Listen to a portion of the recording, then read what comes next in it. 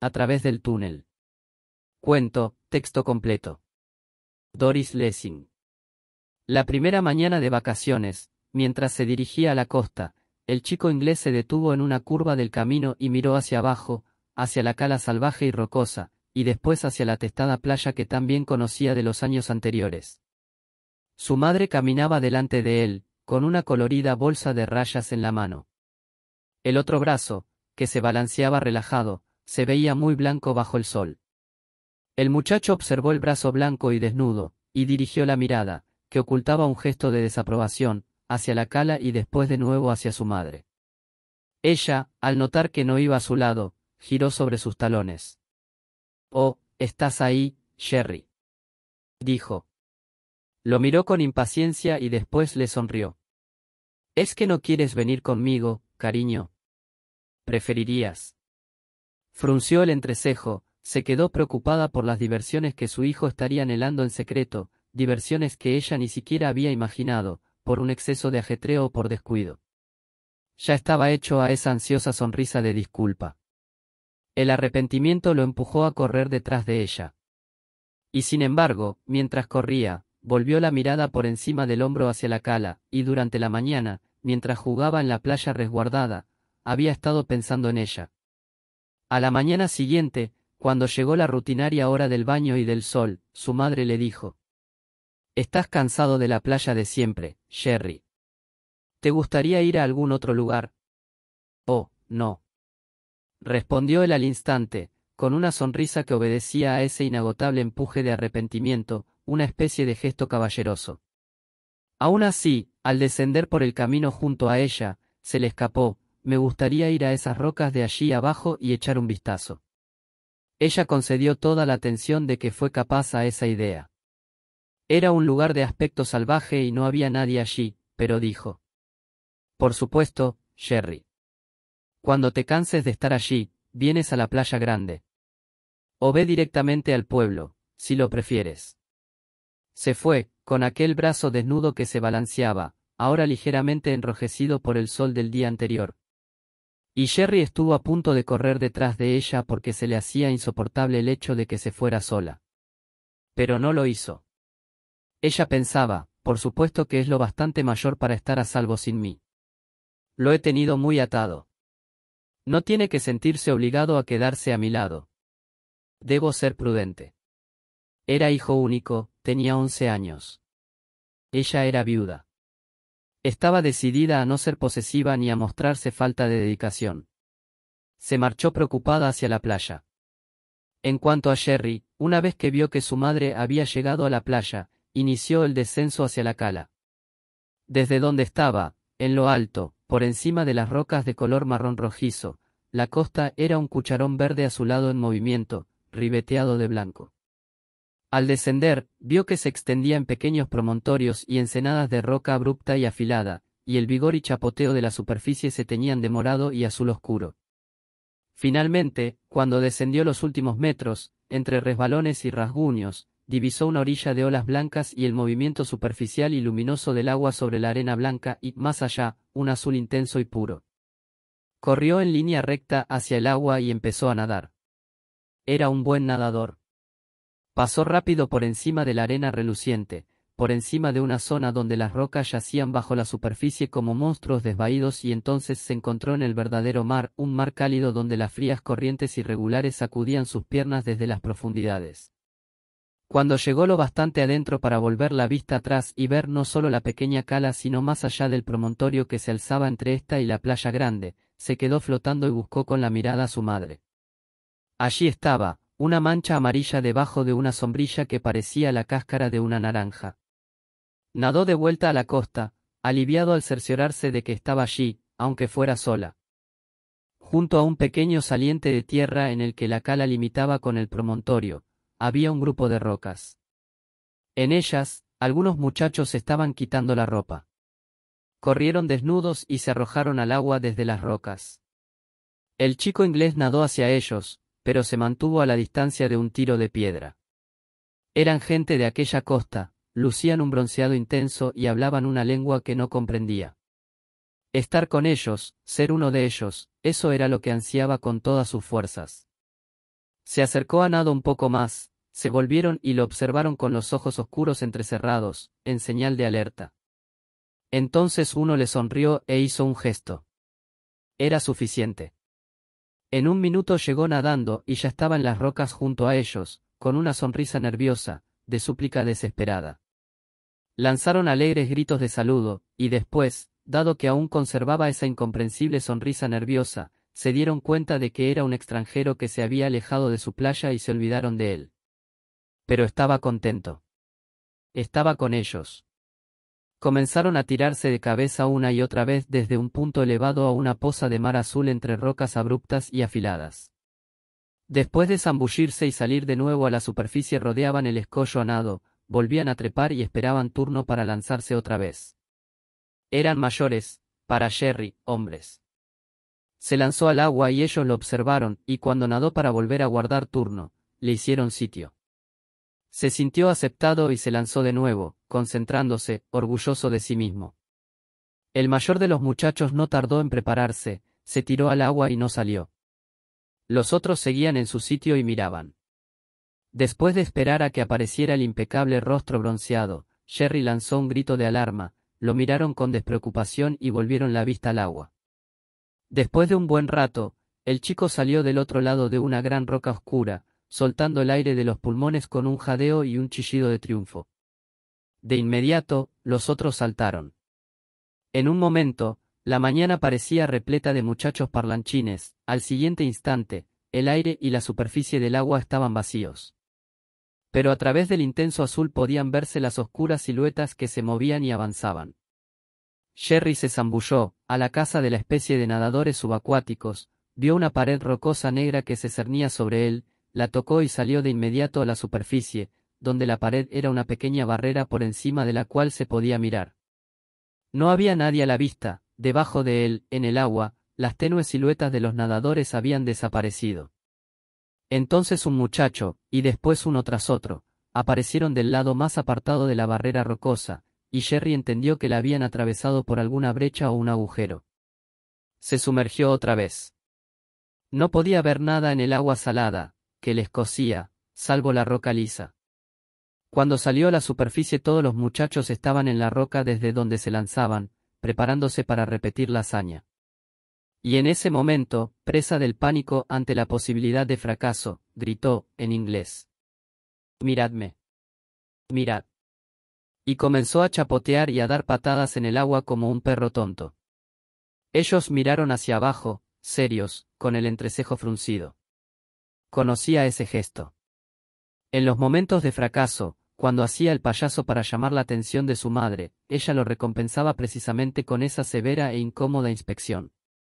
A pesar de la sofocante vergüenza, mientras sentía la suplicante sonrisa en su rostro como si fuera una huella que nunca podría borrar, miró hacia arriba, al grupo de muchachotes bronceados de la roca y gritó: «Bonjour. Merci. Au revoir. Monsieur, Monsieur», a la vez que agitaba los dedos junto a sus oídos. Le entró agua en la boca, se atragantó, se hundió, volvió a salir a la superficie. La roca, que hasta hacía poco sostenía a los muchachos, daba la sensación de elevarse sobre el agua cuando desaparecía el peso. Ahora volaban hacia abajo por encima de él, al agua, el aire estaba lleno de cuerpos que caían. Entonces la roca quedó vacía, al calor del sol. Contó 1, 2, 3. Cuando llegó a 50 estaba aterrado. Debían de estar ahogándose por debajo de él, en las cuevas submarinas de la roca. Al llegar a 100, miró a su alrededor hacia la ladera desolada, preguntándose si debía gritar para pedir ayuda. Empezó a contar más y más deprisa, para apremiarlos, para que salieran rápido a la superficie o para que se ahogaran rápido. Cualquier cosa antes que el horror de seguir contando y contando en la mañana azul que se había quedado vacía. Y entonces, cuando iba por 160, el agua que estaba al otro lado de la roca se llenó de muchachos que resoplaban como si fueran ballenas. Volvieron nadando a la orilla sin dirigirle ni una mirada. Trepó de nuevo por la roca que hacía de trampolín mientras sentía su abrasadora aspereza bajo los muslos. Los muchachos ya estaban recogiendo su ropa y corrían por la orilla hacia otro promontorio. Se iban para alejarse de él. Gritó abiertamente, con una mirada amenazante: Nadie le miró, gritaba al vacío. Le dio la sensación de que había pasado mucho tiempo, y nadó hacia algún punto desde donde pudiese ver a su madre. Sí, aún seguía allí, una mancha amarilla debajo de una sombrilla color naranja. Regresó hacia la gran roca, trepó por ella y se zambulló entre los cantos afilados y rabiosos. Se sumergió hasta tocar otra vez la pared. Pero la sal le escocía tanto en los ojos que no podía ver nada. Salió a la superficie, nadó hasta la costa y regresó al pueblo a esperar a su madre. Poco después la vio subir despacio por el camino, balanceando la bolsa de rayas, con el brazo colorado y desnudo colgando a un lado. «Quiero unas gafas de buceo», dijo jadeando, con un tono a medio camino entre la insolencia y la súplica. Ella le dirigió una mirada paciente, inquisitiva, mientras respondía, con aire despreocupado. «Sí, por supuesto, cariño. Pero, ahora. Las necesitaba en ese preciso instante y en ninguno más». Refunfuñó y estuvo dando la lata hasta que fueron a la tienda. En cuanto le hubo comprado las gafas, se las arrebató como si su madre fuera a quedárselas, y salió corriendo camino abajo, hacia la cala. Jerry nadó hasta la enorme pared rocosa, se ajustó las gafas de buceo y se zambulló. El impacto del agua arruinó el vacío cercado de plástico y las gafas se aflojaron. Comprendió que debía sumergirse hasta la base de la roca desde la superficie. Se fijó las gafas, llenó los pulmones y flotó, boca abajo, sobre el agua. Ahora podía ver. Era como si tuviese otros ojos, unos ojos de pez que lo mostraban todo con nitidez y delicadeza en el agua refulgente. Debajo de él, a unos 2 metros de profundidad, el suelo era de arena blanca pura y brillante, y la marea había formado en ella ondas perfiladas y contundentes. 2 siluetas grisáceas se movían por allí, como piezas redondeadas de madera o teja. Eran peces. Los observó mientras se acercaban de frente el uno al otro, después se quedaron inmóviles, avanzaron de pronto, se apartaron y volvieron a dar la vuelta. Era como una danza acuática. Unos palmos más arriba, el agua resplandecía como si alguien lanzara lentejuelas.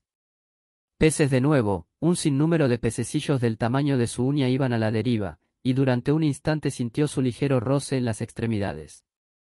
Era como nadar entre plata desmenuzada.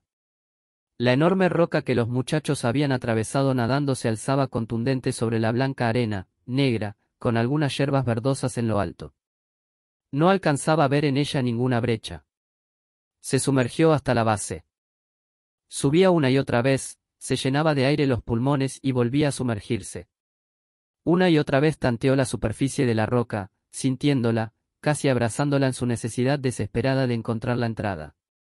Y entonces, de pronto, mientras seguía aferrado a la pared negra, sus rodillas se elevaron y sus pies salieron disparados hacia adelante y no hallaron ningún obstáculo. Había encontrado el agujero. Salió a la superficie, trepó entre las piedras que descansaban en la pared rocosa hasta que encontró una grande, y con esta en los brazos, se dejó caer a un lado de la roca. Descendió, por el peso, directamente hasta el suelo de arena. Se agarró con fuerza a la piedra que le hacía de ancla, se quedó a su lado y miró en el interior de la oscura plataforma, justo en el lugar donde habían penetrado sus pies. Podía ver el agujero. Era un hueco oscuro, pero no podía ver el interior. Soltó el ancla, se aferró con las manos a los bordes del agujero e intentó meterse en él. Logró introducir la cabeza, se le atascaron los hombros, los movió hacia los lados y pudo ahondar hasta la cadera. No podía ver nada. Algo blando y pegajoso le tocaba la boca, vio una fronda oscura que se movía contra la roca grisácea y le entró pánico. Pensó en pulpos, en algas viscosas. Volvió hacia atrás y entrevió, mientras retrocedía, un tentáculo de algas inofensivo que se amontonaba en la boca del túnel. Pero ya era suficiente. Alcanzó la luz del sol, nadó hasta la orilla y se tendió en la roca que hacía de trampolín. Miró hacia abajo, a la poza azul de agua. Sabía que debía encontrar la manera de abrirse camino a través de la cueva, o agujero, o túnel, y salir del otro lado. En primer lugar, pensó, tenía que aprender a controlar la respiración. Se metió otra vez en el agua con una gran piedra en los brazos, para poder quedarse en el fondo del mar sin esfuerzo. Contó. 1, 2, 53. Contó tranquilamente. Oía los latidos en el pecho. 51, 52. Comenzaba a dolerle el pecho. Soltó la roca y salió a la superficie. Vio que el sol estaba bajo. Salió disparado hacia el pueblo y encontró a su madre en el supermercado. ¿Te lo has pasado bien? Fue lo único que le preguntó. Y él contestó. Sí. El muchacho estuvo soñando toda la noche con la cueva de la roca, y nada más acabar el desayuno se dirigió hacia la cala. Aquella noche sangró mucho por la nariz. Había estado 4 horas bajo el agua para aprender a mantener la respiración, y ahora se sentía débil y mareado. Yo, en tu lugar, mediría mis fuerzas, cariño, le dijo su madre. Ese día y el siguiente, Jerry ejercitó sus pulmones como si todo, su vida entera, todo lo que pudiera llegar a ser, dependiera de ello. Por la noche volvió a sangrarle la nariz, y su madre insistió en que se quedara con ella al día siguiente. Le atormentaba perder un día de su concienzudo entrenamiento, pero estuvo con su madre en la otra playa, que ahora le parecía un lugar para niños pequeños, un lugar donde su madre podía tumbarse a tomar el sol tranquilamente. No era su playa. Al día siguiente, no pidió permiso para ir a su playa. Se fue antes de que su madre tuviera tiempo de considerar las ventajas y los inconvenientes del asunto. Comprobó que un día de descanso había mejorado su resistencia en 10 segundos. Llegó a contar hasta 160 cuando los muchachos mayores atravesaron el conducto. Había contado rápido, por el miedo. Ahora, probablemente, si lo intentara, sería capaz de atravesar el túnel, pero no iba a intentarlo todavía. Una curiosa perseverancia, insólitamente madura, una impaciencia controlada, le llevó a esperar. Mientras tanto, permanecía bajo el agua, en la arena blanca, sujeto a las piedras que había cogido en la superficie, y estudiaba la entrada del túnel. Conocía todos sus ángulos y rincones, en la medida en que estaban a la vista. Era como si ya sintiera su aspereza sobre los hombros. Cuando su madre no estaba, se sentaba junto al reloj del pueblo y comprobaba su capacidad. Descubrió, primero con incredulidad y después con asombro, que podía contener la respiración sin esfuerzo durante 2 minutos.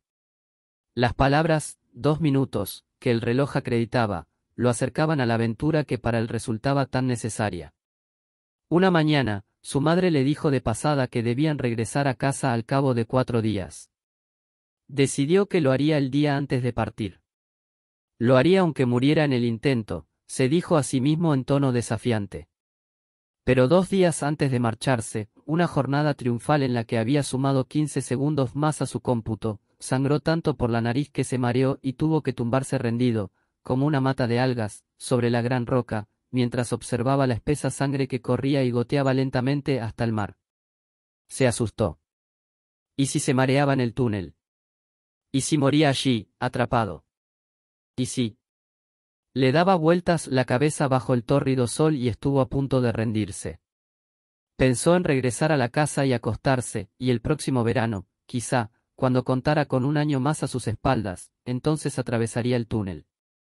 Pero después de haber tomado esa decisión, o de pensar que la había tomado, se vio a sí mismo sentado en lo alto de la roca, mirando al agua, y supo que ese instante, ese momento, justo cuando su nariz acababa de dejar de sangrar y todavía le dolía la cabeza y notaba las punzadas, era el momento de hacerlo.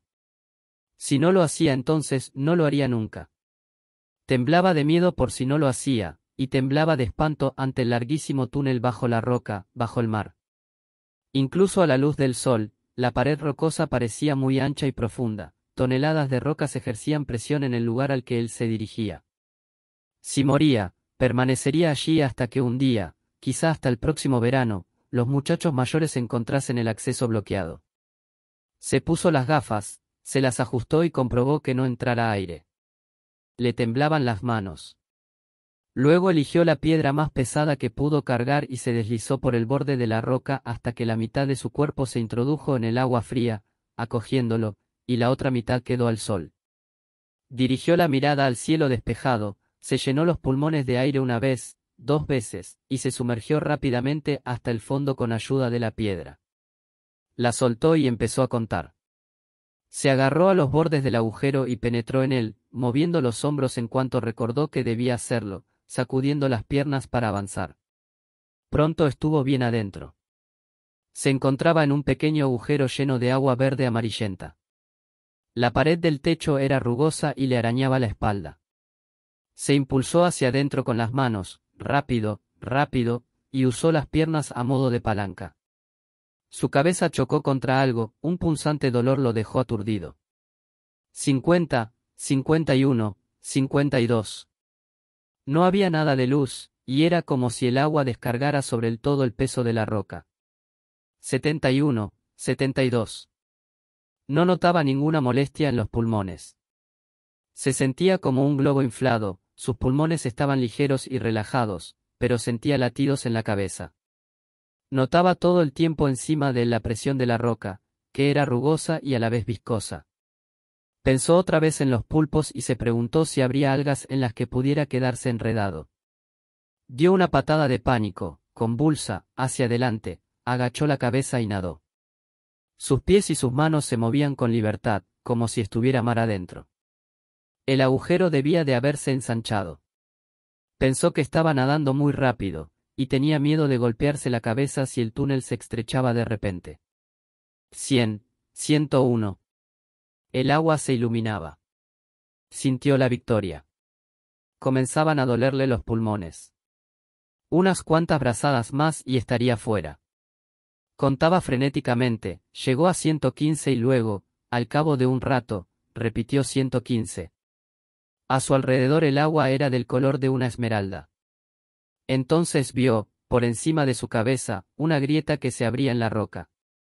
Por allí entraba el sol y permitía ver la roca lisa, oscura, del túnel, la concha de un mejillón y delante la oscuridad. Estaba al límite de sus fuerzas. Miró hacia arriba, a la grieta, como si contuviera aire en vez de agua, como si pudiera acercar su boca a ella y sorber el aire. 115, se oyó decir a sí mismo en su mente, aunque ya lo había dicho hacía rato. Debía avanzar en la oscuridad o se ahogaría. Se le estaba hinchando la cabeza, los pulmones se le desgarraban. 115, 115, retumbaba en su cabeza, y se agarraba débilmente a las rocas en la oscuridad, empujándose hacia adelante, dejando atrás el pequeño espacio de agua iluminada por el sol. Sentía que se estaba muriendo. Estaba a punto de perder la conciencia. Luchó en la oscuridad, ya en medio de intervalos de inconsciencia. Un dolor terrible, cada vez más intenso, le azotaba la cabeza, y en ese momento la oscuridad se quebró en un estallido de luz verde. Sus manos, a tientas, no dieron con nada, sus pies, a patadas, lo impulsaron hacia el mar abierto. Se quedó flotando en la superficie, con el rostro vuelto hacia el cielo. Boqueaba como un pez. Le dio la sensación de que se iba a hundir y se ahogaría, casi no podía nadar los pocos metros que lo separaban de la roca. Cuando lo logró se quedó tumbado boca abajo, jadeando. No podía ver nada salvo una mancha de oscuridad surcada de venas rojas. Pensó que se le habían reventado los ojos, estaban llenos de sangre. Se arrancó las gafas y una gota de sangre cayó al mar. Le sangraba la nariz y las gafas estaban llenas de sangre. Recogió, haciendo un cuenco con las manos, agua para echársela a la cara, y no sabía si el sabor que notaba era el de la sangre o el de la sal. Después de un rato su corazón se calmó, se le aclaró la vista y logró incorporarse.